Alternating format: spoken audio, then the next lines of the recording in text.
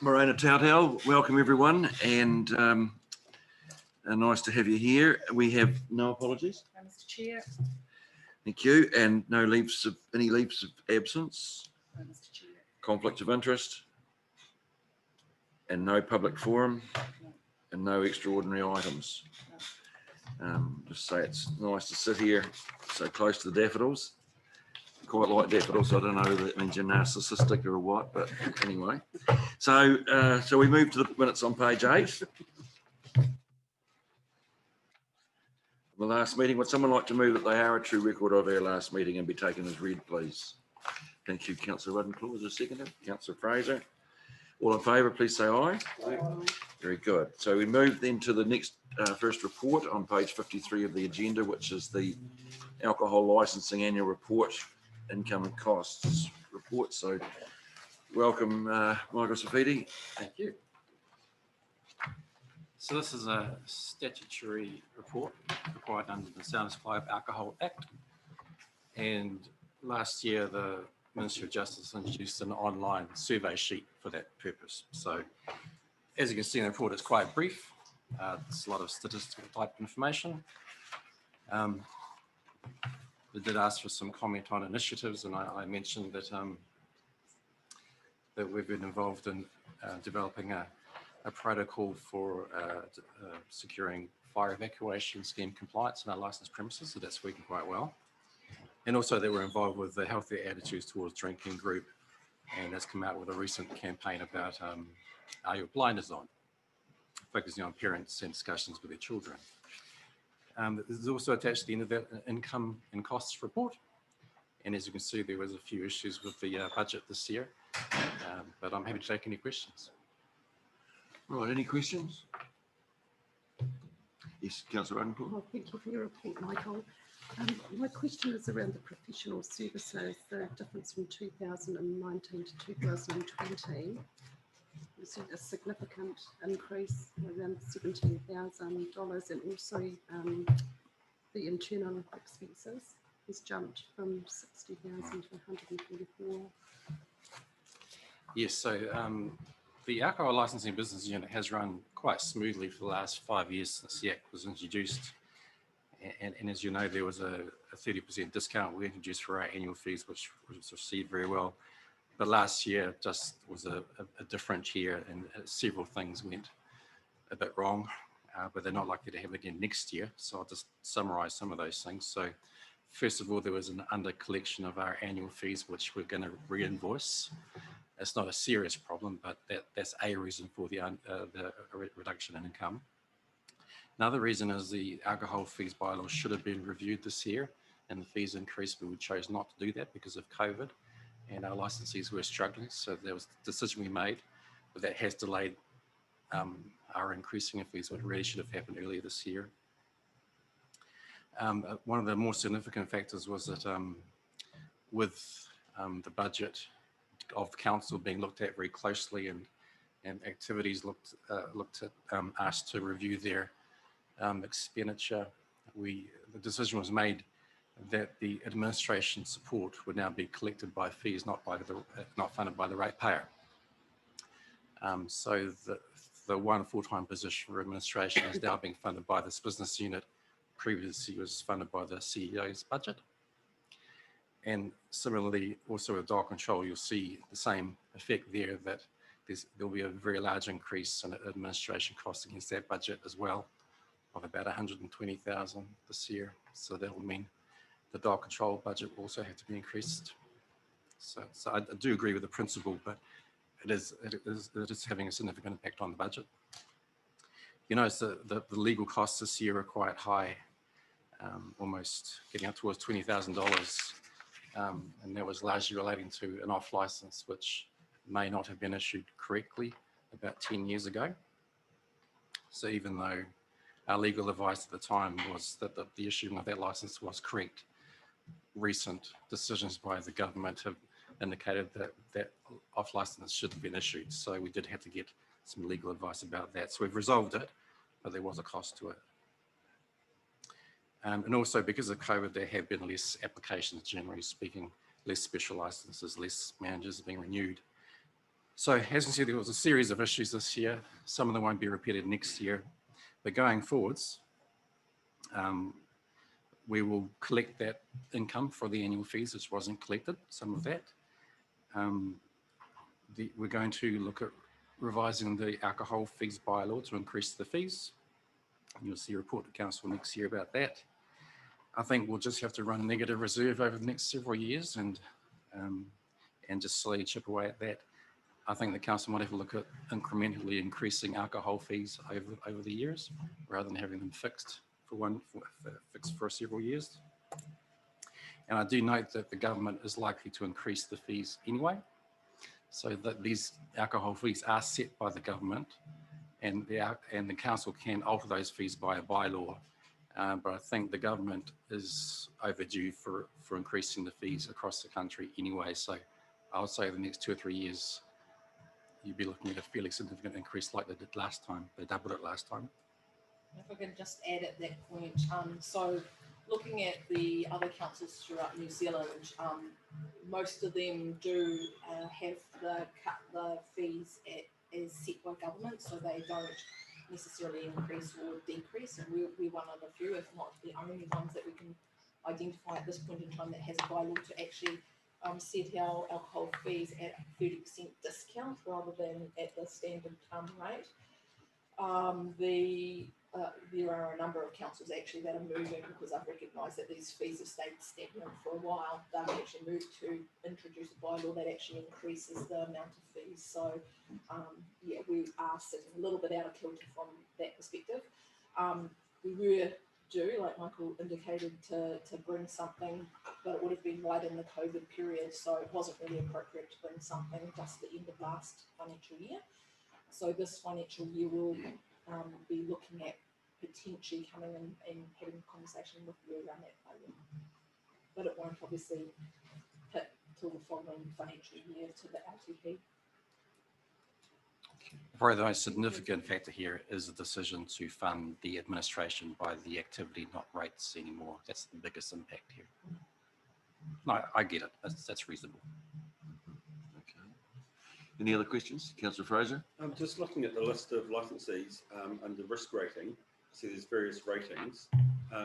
Just curious as to how those ratings are derived, what factors, and then what effect that has. Yeah, so the government has a rating system, so that's set by regulation, and council uses that regulation. So it depends on the type of premises it is. So a tavern is a higher risk as opposed to a restaurant, as opposed to a club. So type is one factor. Also, the hours they operate is another factor. So the later in the morning they operate, the higher the risk category. And the third is how many enforcements they have against them from the government, from the alcohol licensing authorities. So if they go to ALA, as we call it, and they get what's called a holding, each one of those affects their risk rating as well. So it's type, hours, holdings. If I may, I see there's no spend on advertising. Do we advertise when licenses are due for? We have the option of doing it under certain circumstances. We usually don't, but there was a significant application we felt should be advertised, and that we would use that budget for that purpose, yes. Okay. It's very rarely used. Right. Any other questions?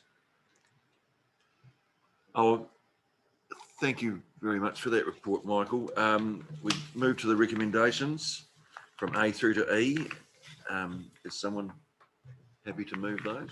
Thank you, Councillor Fraser. Seconder, please. Councillor Keast.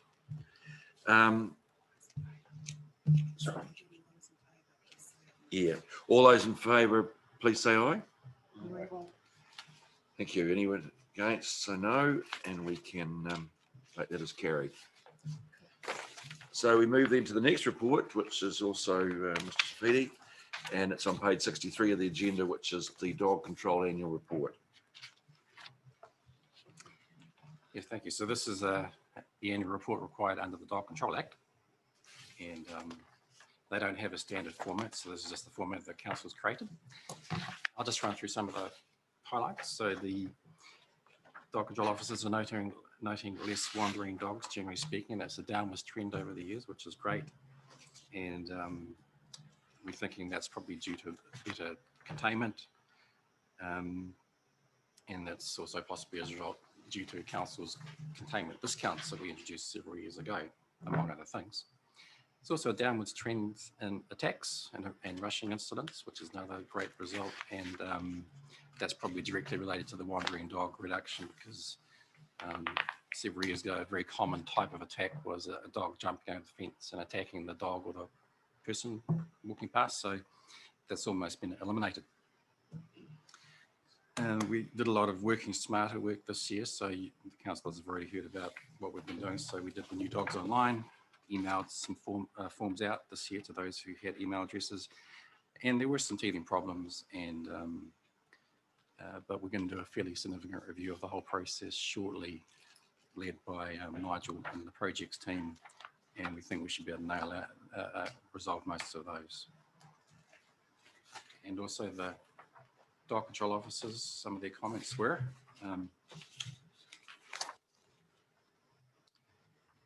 there's a trend downwards of the number of dogs that require a catch poultice cure them. That's what they're observing.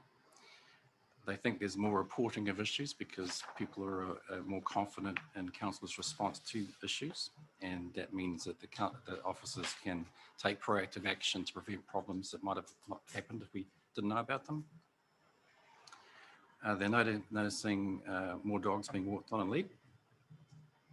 And there was 2 hotspot areas last year, one the Winton walking track and the other Riverton Beach, and they're noticing a fairly large improvement in those areas there. And looking at the numbers on the last page there, you'll see there's a downward trend in some of them. The one that's increased is barking dogs, going from 154 to 201 complaints. I had a quick look at the stats there, and about 35% of those relate to 3 properties only. So there's 3 properties of averaging about 20 complaints each over the year. So that's skewing the numbers a little bit. But I'm happy to take any questions. All right, any questions, Councillor Menzies? In regard to those properties, has the problem gone away? There's one in particular that some of the councillors will be aware of, but we feel there's no barking issue, but this person continues to make complaints, and we continue to log them into our system, but we don't feel there's an issue there, no. Some barking dog complaints are quite difficult to resolve, but there's one in particular that really is not an issue, but the complainant doesn't see it that way. Sorry, I had one other question that's just in relation to the dog control officers that go out. There's been no injuries of any sort to the work they do. The last time there was an injury was around about 5 years ago, where dog control officer was on the street and a dog came out and bit her on the leg, but she may have well been a member of the public. It just happened, but that's the only one that I can think of over the last 5 years. Any other questions? Not a question through the chair, but congratulations for all the education that's been done too, because people are containing their dogs a lot more than they did 3 or 4 years ago. There's no doubt about that. So yeah, good stuff there. Thank you. I noticed the 2 casual dog rangers, both their positions being vacant. Are they to be filled or? Yes. So there was a 0.3 full-time position in Tiana. We're looking at making that a full-time position through just increasing the responsibilities there. And also on Stewart Island, we're looking at appointing a former council employee, and that's in the works as we speak. So hopefully the next month, both will be appointed. And the graph on page 68 to do with the injuries by victim category. So those numbers up the left-hand side, are they the number of incidents? Like, yes. So we take it that there was 3 people with minor injuries type of thing. Yes. So 1 serious dog injury, for example, on a person. Yep. Right. Most of them are ones, as you'll see along there. Yeah, okay. We got off lightly if there was only one chook killed by a dog in the year. Oh, Unreported. Must have been neighbours. Right, and oh yeah, the number of menacing dogs has dropped quite a bit. So they just moved out of the area or and passing away. Yes. and passed away. That's embarrassing. Right. Okay. Because less attacks means less menacing dogs being classified. Yeah. Oh, okay. Good. Oh well. Any other questions? In that case, we move to the recommendation, A through to D. Would someone be happy to move that? Recommendation. Thank you, Tom. A seconder, please. Councillor Menzies. All those in favour, please say aye. Carried. Thank you. So we move now to the other report. And thank you, Michael. On page 73, the RMA Reform Report. And welcome, Marcus. Kia ora tātou, thanks very much. Sure. Yeah, I understand that a copy of the report has been circulated to all councillors in 530 something pages. So hopefully this is a reasonably succinct summary of that. I don't intend to step you through every single thing, but just sort of a bit of a headline and I guess understanding from a practitioner's perspective around some of the comments and bits and pieces that came out through that process. So effectively, in 2019, Cabinet decided that it was time for a comprehensive review of the Resource Management Act. Some of the key drivers for that review were the significant pressure the natural environment's under, urban areas struggling for space and also affordability of homes, this sort of thing, and also an urgent need to reduce carbon emissions and increasing the participation role for iwi, and a need to improve just the general efficiency and speed of getting consents and plan changes through the process. So with the report, there's one quick section I was going to read out just because I thought it was sort of like quite a succinct summary. So it was on page 14 and it basically says significant challenges across the system. New Zealand's natural environment is under significant pressure. New Zealand's natural environment is unique and special. Not only does it provide us with a place to live, learn, work and socialise, it is part of our identity. And in terms of climate change, it is occurring at an unprecedented rate in New Zealand. The impacts of climate change, increasing sea levels, droughts, floods and fires are already affecting where people live and how we use our environment. Biodiversity, our native plants, animals, ecosystems are under threat. Almost 4,000 of our native species are threatened with or at risk of extinction. In our marine environment, 90% of seabirds, 80% of shorebirds and 26% of indigenous marine mammals are classified as threatened or at risk of extinction. Wider environmental decline.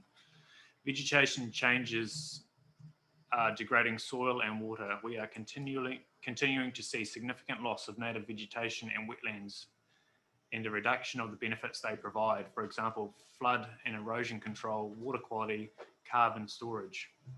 Our heavy reliance on surface water and groundwater for drinking, domestic, industrial and irrigation use is threatening the habitat of our freshwater species, increasing the concentration of pollutants and ultimately affecting our ability to use this resource. The way we use the land and sea is also putting pressure on our coastal marine area with harvesting sediment, nutrients and plastics impacting marine habitats and species. Degradation of our natural environment is reducing ecosystem resilience to system shocks that can radically alter the flow of ecosystem services, affecting associated livelihoods and well-beings of our community. So that was quite a section that jumped out on me, and just thought it was worthwhile just talking through that with the committee, just so they're aware of the context of what the report found. So effectively, the review panel was appointed by the Minister of the Environment to review primarily the RMA, but also the linkages, how that linked in with the Local Government Act, the Land Transport Act and the Climate Change Response Act. And it was headed up by ex-Court of Appeal Judge Tony Randerson, Honourable Tony Randerson QC. And in June, this report was released and it's known as the Anderson Report. So heading down through paragraphs 7 and 8, effectively, it is only a report. It doesn't actually have any legal weight or any status yet, so it is just a recommendation. And it's worthwhile noting too that most of the parties currently sitting in Parliament are agreeing to it's time for a review of the Resource Management Act, which has been out since 1991. So in the last 30 years, effectively, they all see that it hasn't really performed as it should, and there's no major challenges to some of the findings that have been found. So some of the key recommendations in this report are that more of a review on the strategic front-end process of resource understanding the environment and how that integrates with the social, economic, environmental and cultural well-beings outlined in the Local Government Act. And so effectively 2 pieces of legislation were promoted through this report to replace the Resource Management Act, so Strategic Planning Act and also Natural and Built Environments Act to enhance the quality of all the environments. But it also pointed that there was a lack of sufficient tools and ability in the climate change managed retreat and adaptation space. So there was a further recommendation for a managed retreat and climate change adaptation act to help councils transition people away from climate change impacts. So some of a summary of the key themes. So the use of specified outcomes, targets and limits as goal measures. So shifting away from the general effects-based regime under the Resource Management Act. So indicating that, for example, a waterway, there's a certain volume of water down a waterway that needs to be protected, and that is the limit. And then down to that limit is what you can allocate. So instead of saying everyone gets a little bit of a slice of the pie, then they're saying, well, actually this part you can't touch, but we'll give you space to allocate this other part. And they're looking at the Te Mana OTY is that the health of the waterway comes first. The second part is for human consumption. The second part is for industry. Well, the third part is for industry. So prioritising the health of the waterway first. Mandatory national direction set by the Ministry for the Environment. So we've seen a vast number of national direction instruments coming out in the last 3 years, and anticipate there'll be a whole lot more coming out under this process. Improving the recognition of Treaty Waitangi and Te Ao Māori and through integrated decision making, so getting iwi involved in plans and also more decision making in the spatial space. Long-term strategic and integrated planning of resource management and infrastructure, so looking beyond that sort of 5-10 year review cycle, looking at 50 years plus, knowing that degradation and improvement is over a long cycle. So trying to extend the vision and the view of let's just plan for the next 10 years and we'll figure it out in 10 years time how we're going to respond. So having that long-term vision. Simplifying and integrating regulatory plans, so making it clear and more responsive. Improving the consenting process, so effectively creating a 2-path process, like a really easy process and a more difficult process. So trying to incentivize people to go down that short, easy, simple process. But if you've got something big, then it gets quite difficult and quite hard and a whole lot longer and more expensive. So trying to make an easy path where you're in accordance with the plans, it should be simple and straightforward and tick it off and carry on.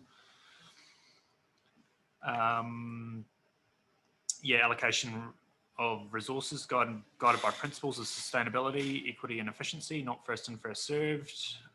Looking at wider economic instruments, so for example, tradable development rights, where if you've got a farm or something like that where you want to subdivide, they might say, well, maybe not in that location, but if you protect that, then maybe you can do subdivision somewhere else around a township or trading off rights across properties potentially. And also improving a nationally coordinated environmental monitoring system from Wellington. So trying to get better guidance on how things are looking and getting better trends across regions on how things are shaping up. Partnership across central local government with mana whenua, and also some clarity of roles with territorial authorities and regional councils, and also creating combined regional policy statement, regional plans, district plans, and combining the pool of decision makers on that too. So potentially looking at extra commissioners and panels made up of one elected representative from each of the territorial authorities, Manawatu and iwi, and that sort of thing, as one panel for the region to make decisions on scope and direction of district plans. In terms of summary of everything, I can see effectively there's a bit of a transition away from local government decision making. So looking more at auditing of district plans and plans prior to them being notified. So having Ministry for the Environment, having a quality assurance process to go through before plans get in, and more decision making through central government processes and commissioners. So it's potentially stepping out of a wee bit of the local decision making. There'll still be a wee bit of scope, but it'll be quite refined in the basis that there'll be higher order national direction documents that you must conform with, and therefore the local decision making ambit will be reduced through that process. But also looking to legislate some of the 4 well-beings that are currently in the Local Government Act, put them into the resource management framework, and have that as a principle that guides some of the rules on private land use and industry and that sort of thing. So effectively, it'll be up to the future government to make decisions around how many of these recommendations get progressed, and so can't really say too much on how much or if all of it will come through moving forward. And there'll be a significant amount of stakeholder engagement as it gets developed, and the scope of that will be understood.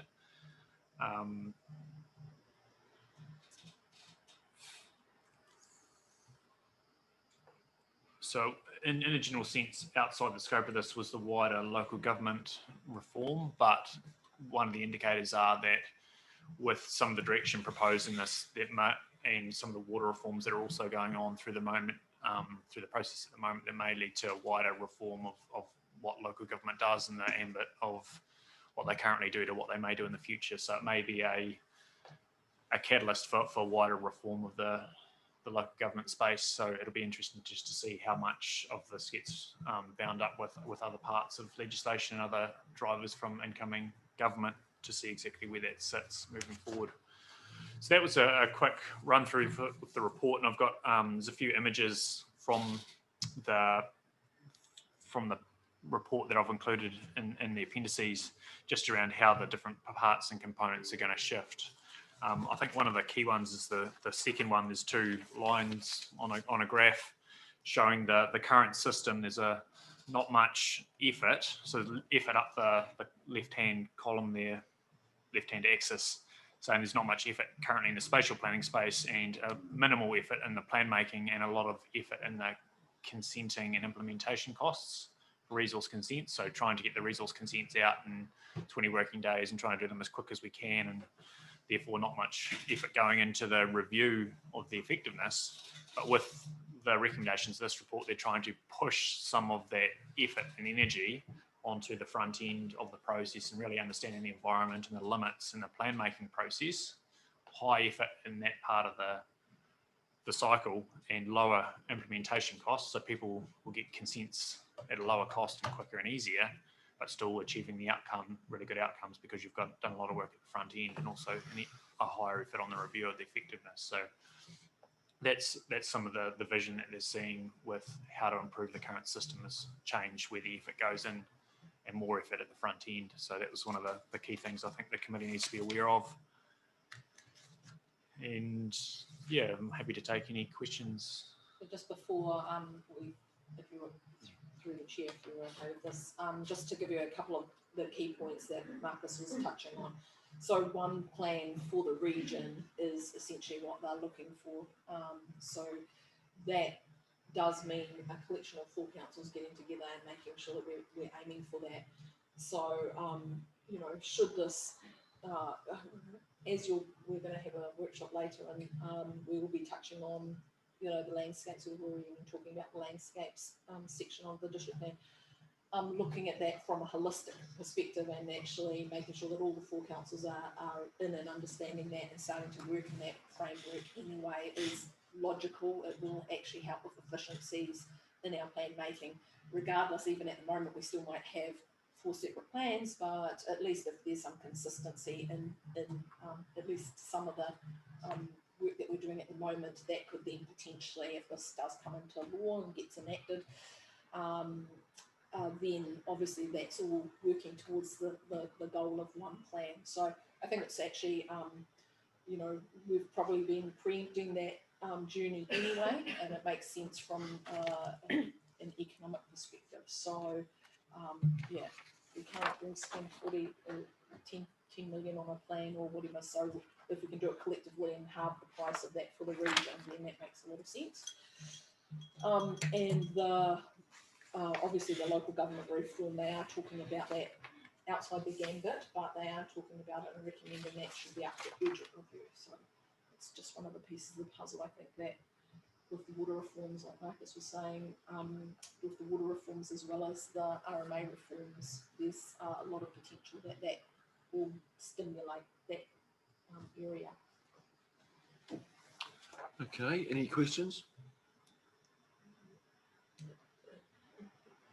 I'm not going to ask who's read the whole 500 and something pages of the report. That's good.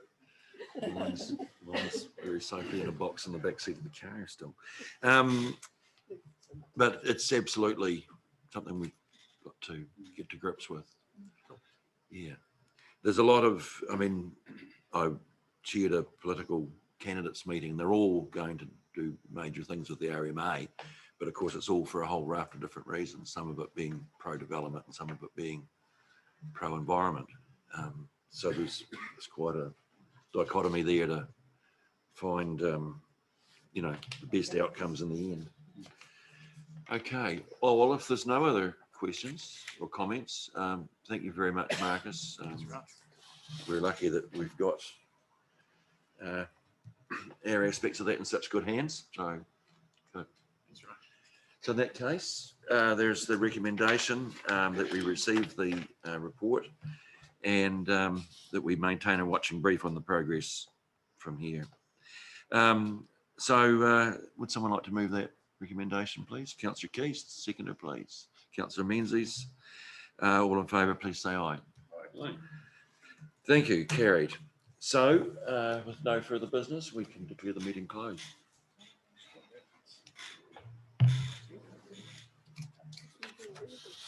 Aye.